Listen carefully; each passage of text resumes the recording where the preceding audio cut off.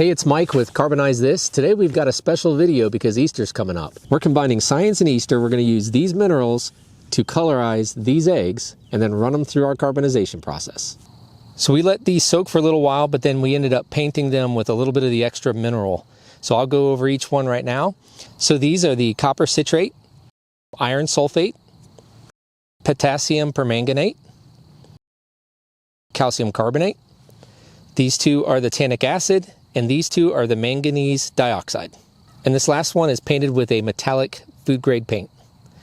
Now we've put all of these into this Easter egg basket, and we've got this shredded paper and then the wicker basket, and we're going to go ahead and carbonize the entire thing.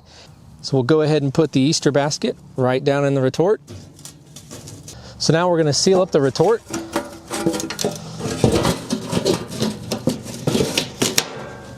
And then we'll load up the retort inside of our barrel.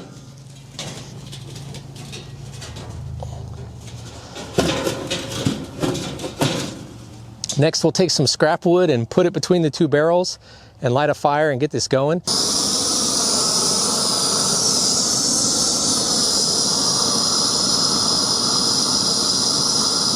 It's time for the reveal. We're going to find out if we were able to colorize these eggs through heat or if they just turn black. So I'm going to remove the cinder blocks.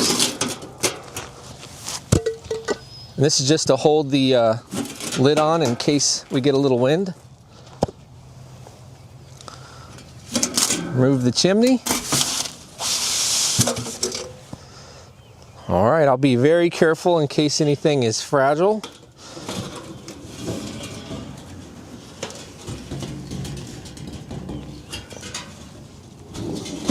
We'll take the lid off.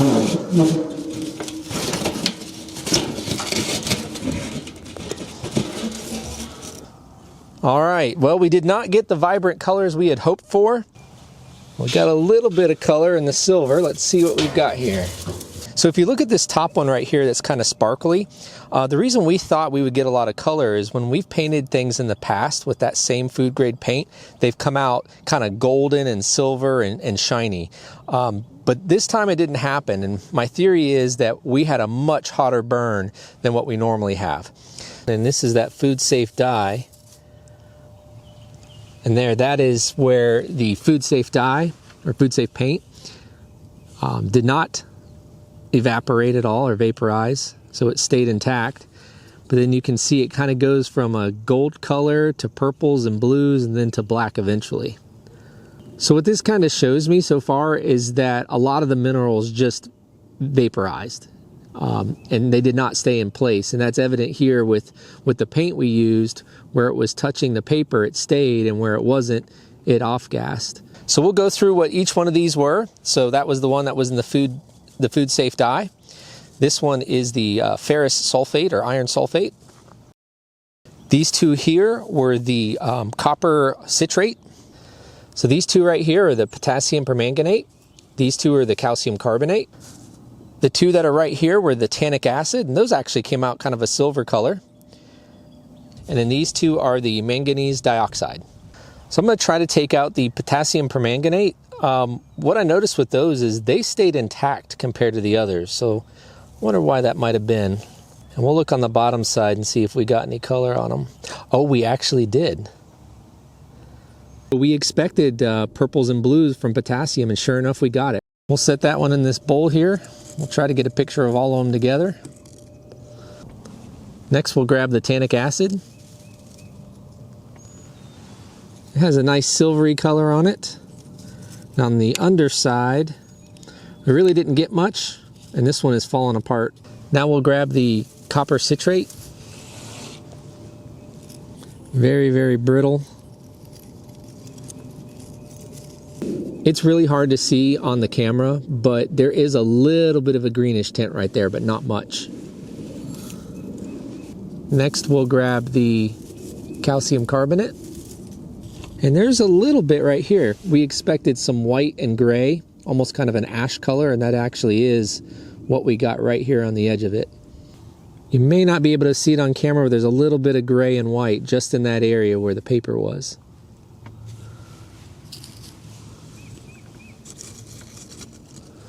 Now we're going to grab the iron sulfate. We expected some brown color, and I'm really not seeing much actually. So now we'll check out the manganese dioxide. Oh yeah, we got some silver there, look at that. Shining there in the sun. So if we were to do this experiment again, there's definitely an issue with the minerals leaving instead of staying in place. I think time and temperature are two of the factors, but also we really didn't get the mineral to infuse the wood. It was just coated on the surface. So if we can use something like a vacuum chamber to get that mineral to infuse into the wood, I think we'd have much better results. So this wasn't a total waste or failure. We actually get to use these items for biochar, but first we're going to remove the little piece of metal that held the handle on. There's one on each side.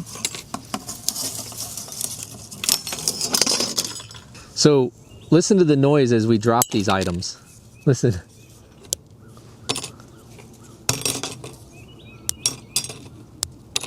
So this was a wooden basket, but it actually sounds like metal now when we break it.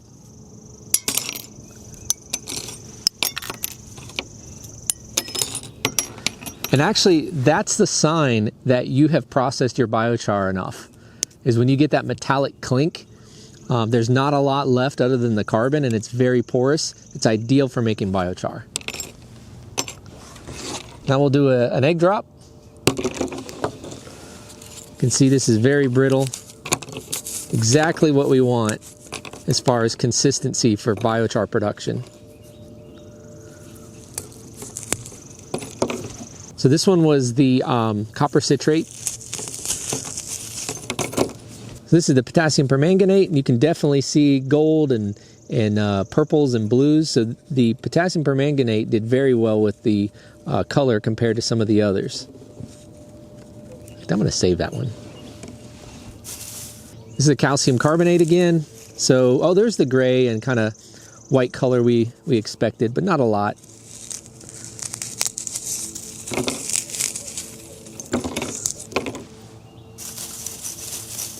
Manganese dioxide, very, very brittle. So here's something that's interesting.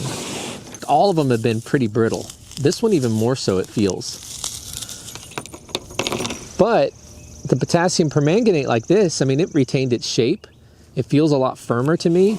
Now, it's possible that there was just variation in the wood between these eggs. We would have to do more experiments to draw some conclusions. But wood density does matter when you're making biochar.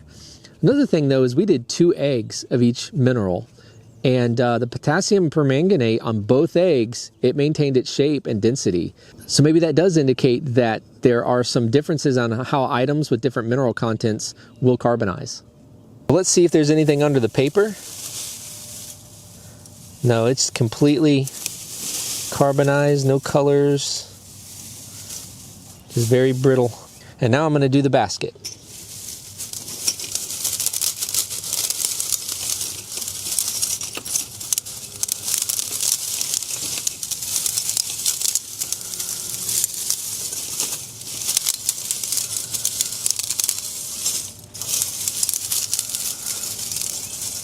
Perfect for biochar.